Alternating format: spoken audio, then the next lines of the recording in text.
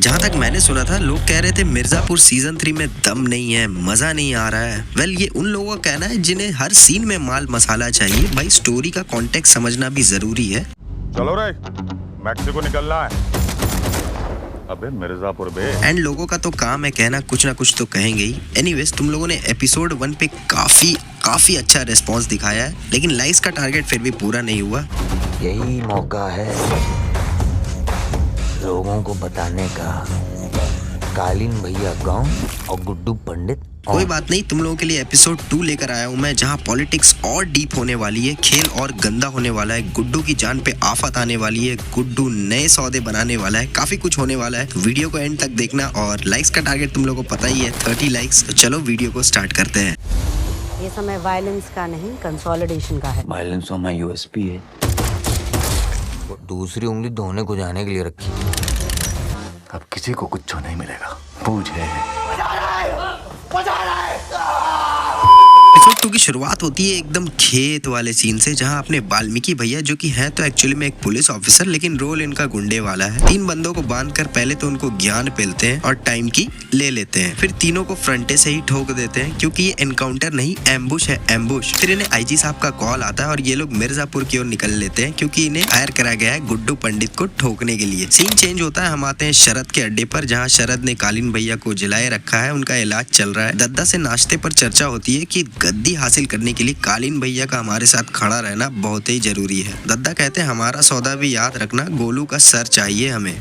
यहाँ गुड्डू भैया आते हैं अपनी गन्स की फैक्ट्री में और देखते हैं कि काम बिल्कुल ठप पड़ा है, मार्केट गन्स के लिए बिलबिला रहा है, लेकिन सप्लाई है ही नहीं। गुड्डू भैया कहते हैं कल से सभी ओवर टाइम के लिए तैयार हो जाओ, नया स्टाफ आने वाला है। पर कहाँ से भैया जी? हम आते हैं कॉलेज में, जहाँ गोलू अपने फैक्ट्री के लिए न्यू वर्कर्स का चुनाव करती है। काम फिर एक बार जोरों शोरों से शुरू हो जाता है कट्टे बनाने का, और नए वर्कर्स नए कट्टे बनाते हैं जो कि मार्केट को फिर से जला देते हैं।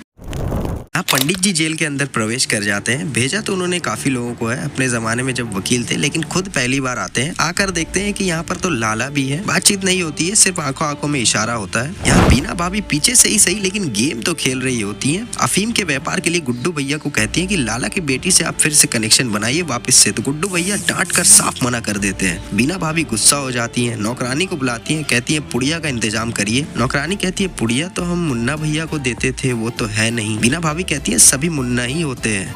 यहाँ शरद शुक्ला आते हैं जेल में लाला से मिलने के लिए और कहते हैं सुना आपकी बेल अटकी हुई है, करवा दें। लाला कहते हैं अगर खुली हवा में बात हो तो हमारा फैसला बदलेगा। एक्चुअली यहाँ अफीम के सौदे की बात हो रही है। शरद को अफीम चाहिए और लाला को मुनाफा। यहाँ गुड्डू को ठोकने के लिए वाल्मीकि काफी फील्डिंग बैठाता है, सजाता है, लेकिन कुछ हो नहीं पाता है। लेकिन अचानक वाल्मीकि एक दिन आईजी को कहता है पहलवानी का शौक है सर आप? आईजी कहते हैं मैं समझा नहीं। वाल्मीकि कहता है लेकिन गुड्डू को है, आप पैसे का इंतजाम कीजिए, हम प्यासे को कुएं के पास लेकर आते हैं। और मास्टर साहब को मोहरा बना के गुड्डू के पास भेजते हैं मिस्टर पूर्वांचल का इनविटेशन देने के लिए। गुड्डू भैया को गोलू मना करती है कि हमें नहीं जाना चाहिए, पर गुड्डू भैया कहते हैं हम तो जाएंगे, क्योंकि यही समय है सबको बताने का कि कालीन भैया गॉन, गुड्डू पंडित ऑन।